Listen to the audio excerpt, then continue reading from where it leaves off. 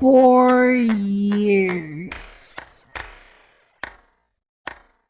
Ganyan katagal na-develop ang mabisang bakuna para sa mumps o beke.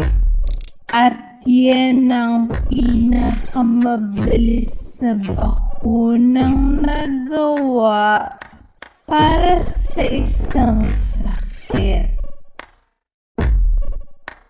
Kadalasan kasi ay mas matagal dyan ang inaabot para mabuo ang isang bakuna. Ngayong may COVID-19 pandemic, gusto na nating bumalik sa normal ang lahat. Kaya lahat tayo ay nakaabang kung kailan ba lalabas ang bakuna para dito. Maraming scientists na mula sa iba't ibang panig ng mundo ang nagmamadali para magawa ito. 166 na bakuna na ang sinusubok.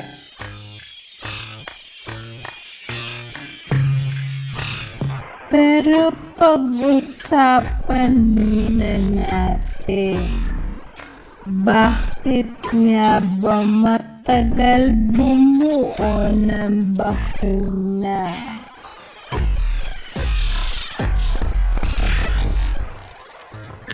May tatlong matrabaho at mahabang prosesong pinagdadaanan ng bakuna.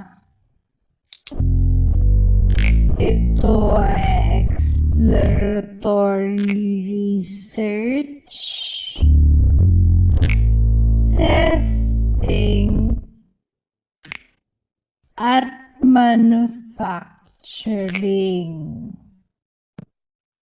Unang ginagawang pag-aaral kung ano bang uri o disenyo ng bakuna ang pinakamabisa para sa isang sakit.